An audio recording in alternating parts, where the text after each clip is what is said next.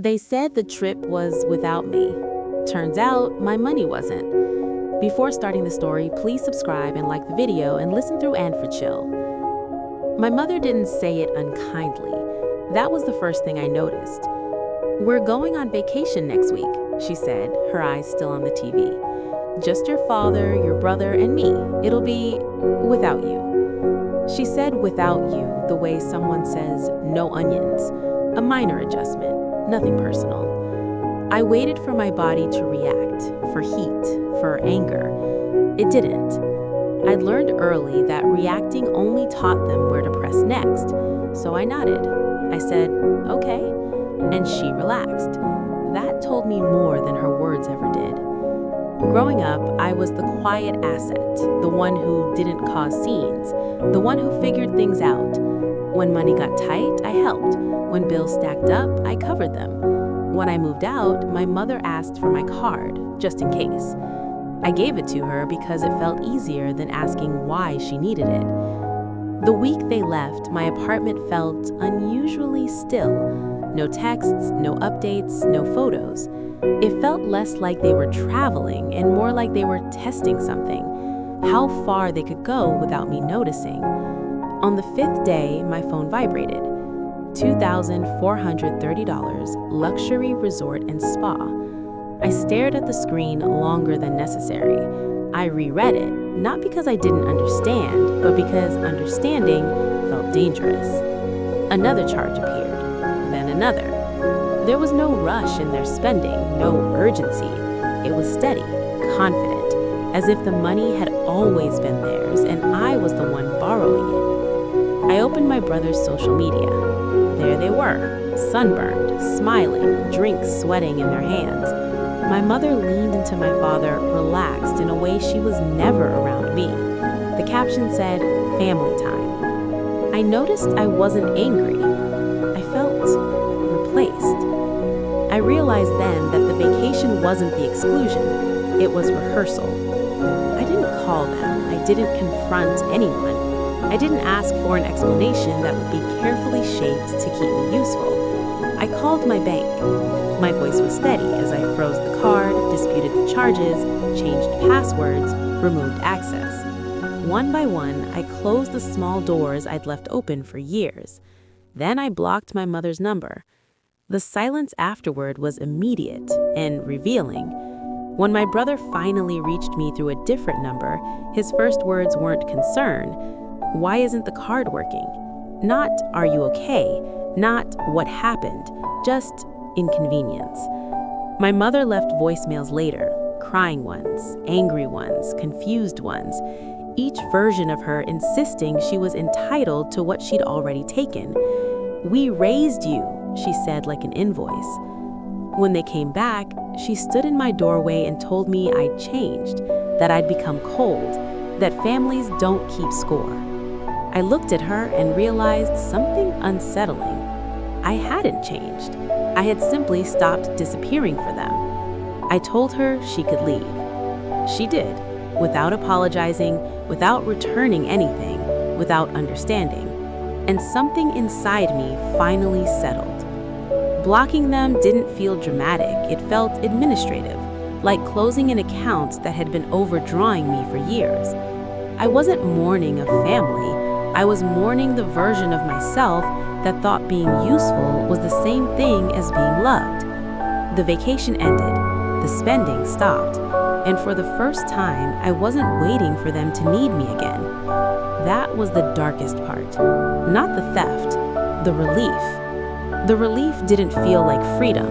It felt like anesthesia. Days passed, then weeks.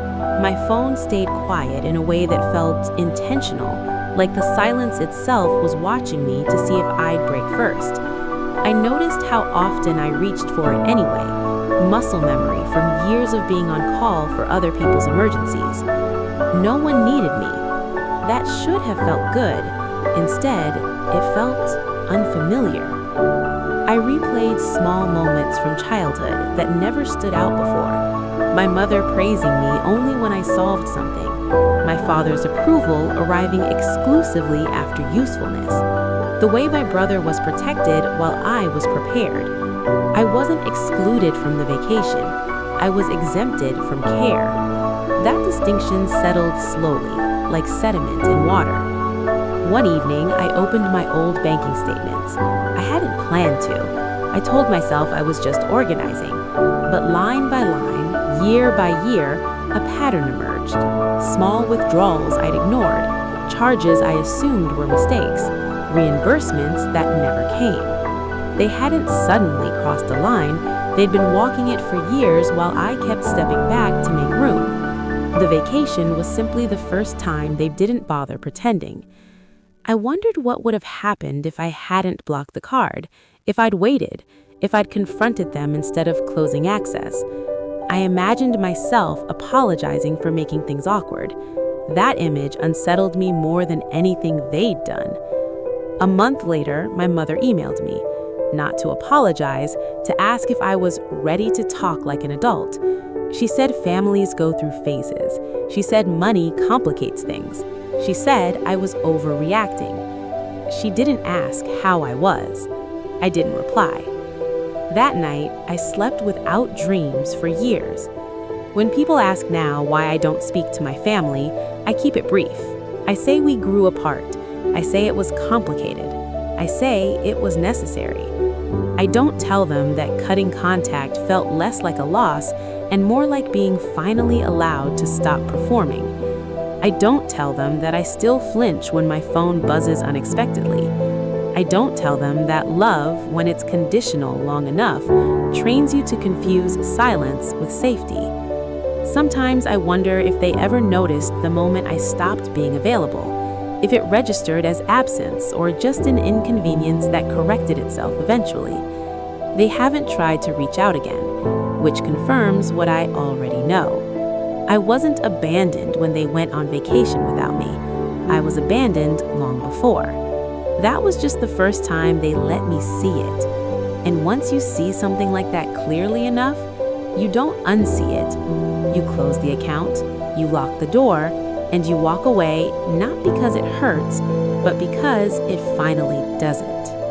And I thought that would be the end of it. I told myself clarity was closure, that understanding was enough, that once you name a wound, it stops bleeding. But some nights, the understanding made it worse. I started noticing how quiet my apartment felt after sunset. Not peaceful, hollow. The kind of quiet that echoes back at you. I would catch myself cooking too much food, setting 2 plates before realizing there was no one else coming. I laughed the first time. I didn't laugh the second. Grief doesn't always arrive as sadness. Sometimes it shows up as confusion, like standing in a room you've lived in your whole life and suddenly realizing none of the furniture is yours. I missed my mother in ways that didn't make sense. Not the woman she was, but the version I kept hoping she might become. The one who would notice, the one who would call just to hear my voice, the one who wouldn't need me to earn my place. That version never existed. Admitting that felt like betrayal until I realized the betrayal had already happened, slowly, quietly, over years.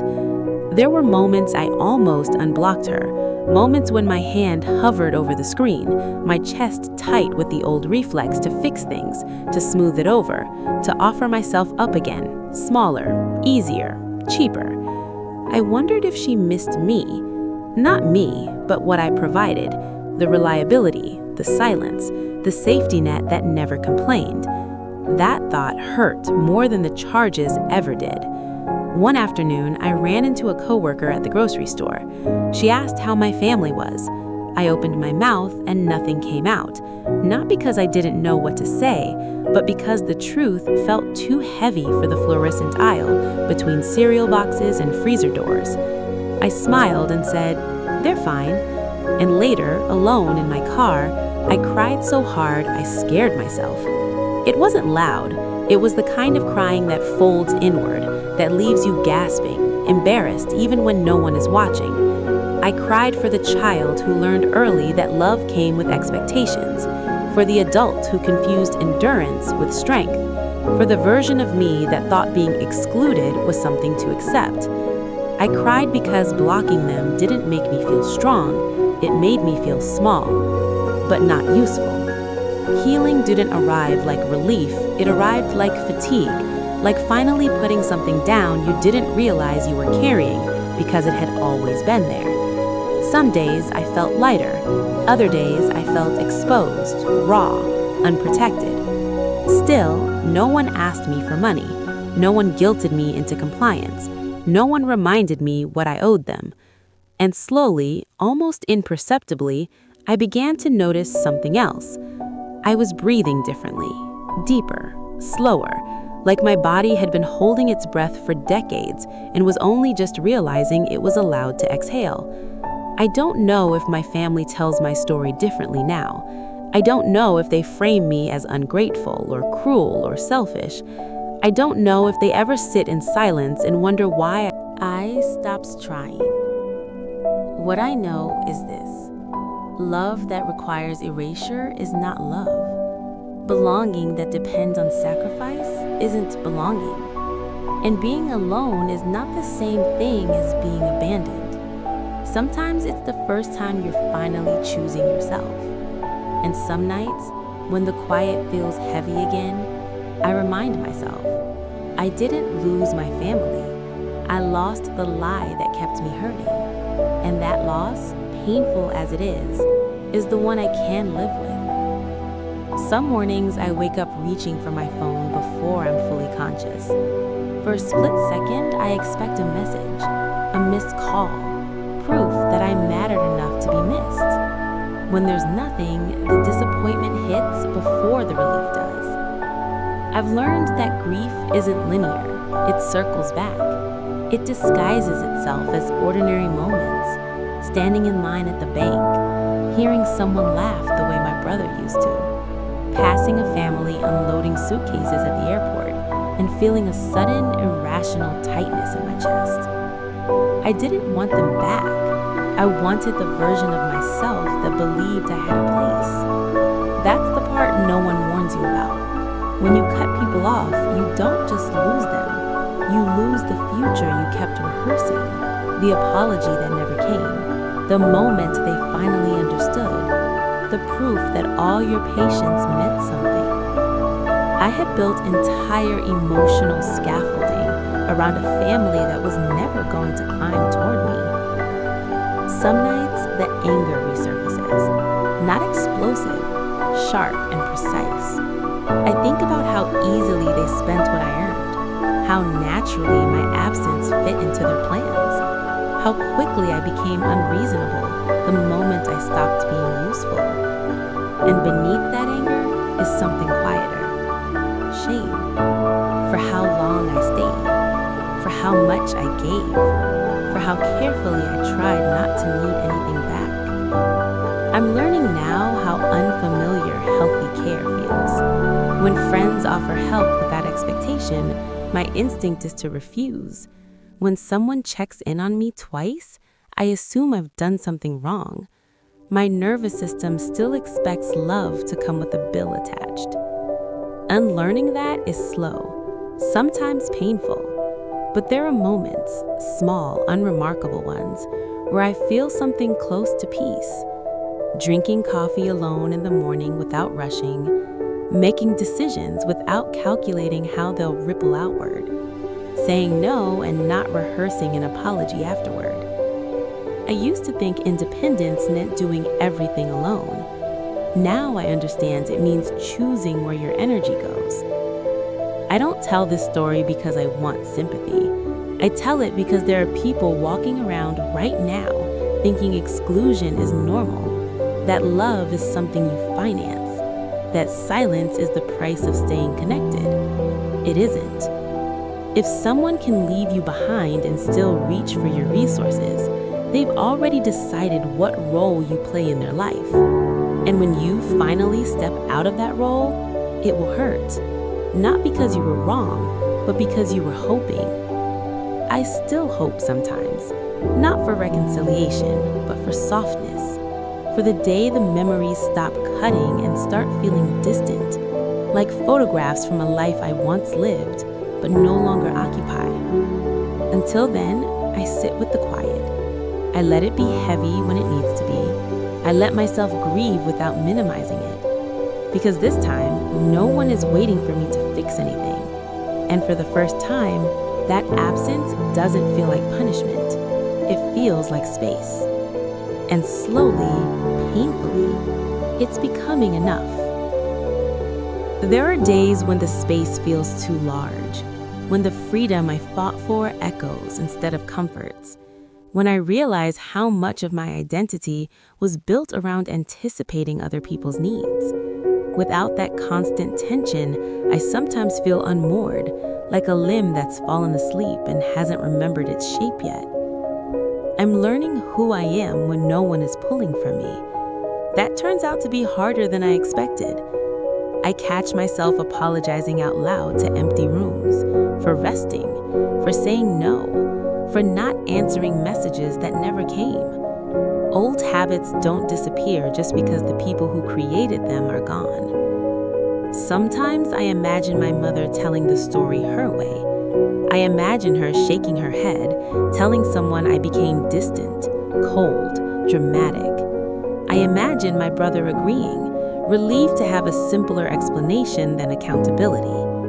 What hurts isn't that they might misunderstand me.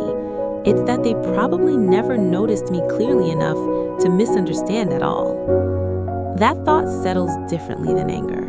It sinks lower. It stays longer.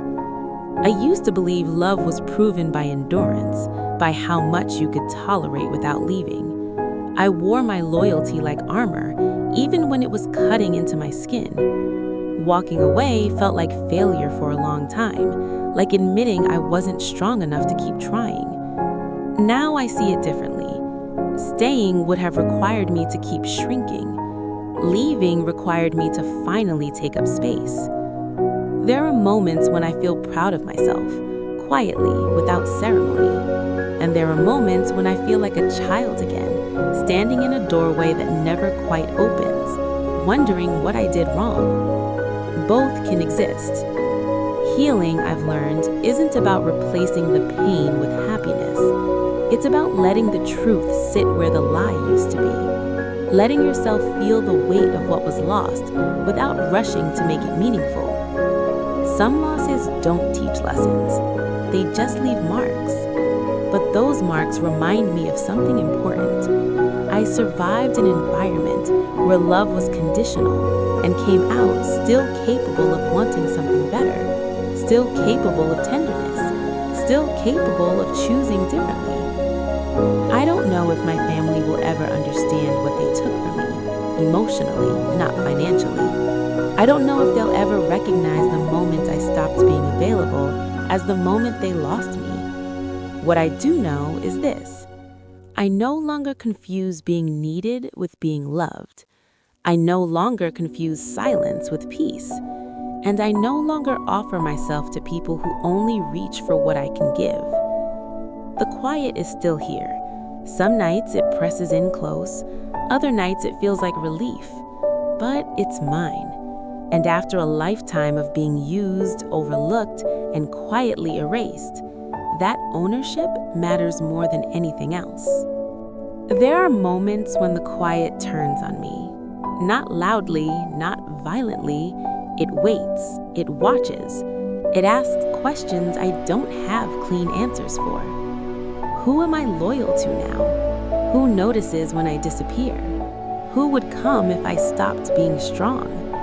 These questions don't feel dramatic, they feel practical, like inventory. I notice how carefully I manage my presence with people now, how I test generosity before trusting it, how my body stiffens when someone thanks me too much, like gratitude is the first step to expectation. I hate that about myself.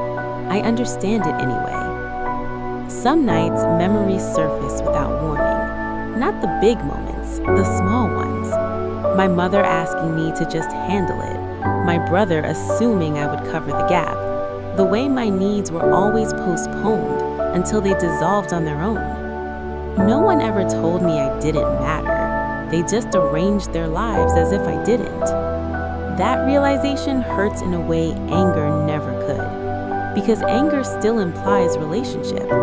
This feels more like discovering you were furniture, useful, stationary, unnoticed unless missing. I think about the vacation sometimes. Not the money, not the betrayal, but the image of them relaxed without me. How easily my absence blended into the background of their happiness. I ask myself the question I avoided for years. If I had needed them the way they needed me, would they have stayed? The answer arrives quietly. No. Accepting that doesn't come with a dramatic release. It comes with a dull ache, like a bruise you stop touching because you know it will hurt every time.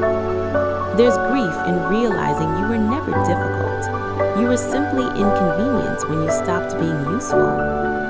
I grieve the energy I spent trying to earn softness from people who only responded to sacrifice.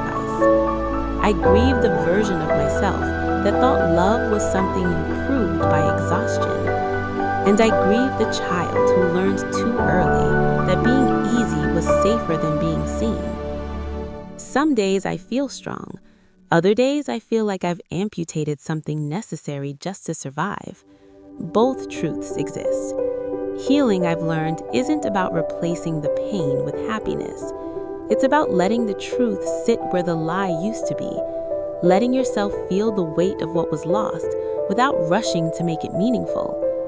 Some losses don't teach lessons. They just leave marks. But those marks remind me of something important. I survived an environment where love was conditional and came out still capable of wanting something better, still capable of tenderness, still capable of choosing differently. I don't know if my family will ever understand what they took from me, emotionally, not financially. I don't know if they'll ever recognize the moment I stopped being available as the moment they lost me. What I do know is this. I no longer confuse being needed with being loved. I no longer confuse silence with peace. And I no longer offer myself to people who only reach for what I can give. The quiet is still here. Some nights it presses in close. Other nights it feels like relief. But it's mine. And after a lifetime of being used, overlooked, and quietly erased, that ownership matters more than anything else. There are moments when the quiet turns on me. Not loudly, not violently. It waits. It watches. It asks questions I don't have clean answers for. Who am I loyal to now? Who notices when I disappear? Who would come if I stopped being strong? These questions don't feel dramatic. They feel practical, like inventory. I notice how carefully I manage my presence with people now, how I test generosity before trusting it, how my body stiffens when someone thanks me too much, like gratitude is the first step toward expectation. I hate that about myself. I understand it anyway. Some nights, memories surface without warning. Not the big moments, the small ones. My mother asking me to just handle it. My brother assuming I would cover the gap. The way my needs were always postponed until they dissolved on their own. No one ever told me I didn't matter. They just arranged their lives as if I didn't. That realization hurts in a way anger never could, because anger still implies relationship. This feels more like discovering you were furniture, useful, stationary, unnoticed unless missing. I think about the vacation sometimes, not the money, not the betrayal, but the image of them relaxed without me, how easily my absence blended into the background of their happiness. I ask myself the question I avoided for years. If I had needed them the way they needed me, would they have stayed? The answer arrives quietly. No. Accepting that doesn't come with a dramatic release. It comes with a dull ache, like a bruise you stop touching because you know it will hurt every time. There's grief in realizing you were never difficult. You were simply inconvenient when you stopped being useful. I grieve the energy I spent trying to earn softness from people who only responded to sacrifice. I grieve the version of myself who thought love was something you proved by exhaustion. And I grieve the child who learned too early that being easy was safer than being seen. Some days I feel strong. Other days I feel like I've amputated something necessary just to survive. Both truths exist. Healing doesn't choose sides. But here's what I know now with the clarity that doesn't waver. I am not heartless for leaving. I am not cruel for choosing distance. And I am not broken because separation hurt. Pain doesn't mean the choice was wrong. Sometimes pain is just the cost of finally telling the truth to yourself first. I didn't block them to punish them. I blocked them to stop erasing myself. And even now, when the quiet feels too sharp, when the loneliness creeps in with familiar voices, I remind myself of the most unsettling thing I've learned. Being alone is survivable. Being used was not. So I sit with the space. I let it stretch. I let it scare me. Because for the first time in my life, the emptiness isn't something I have to fill for someone else. It's mine to grow into. If that story gave you chills, drop a like, subscribe, and comment so I know you made it to the end. I've got another one. See you then.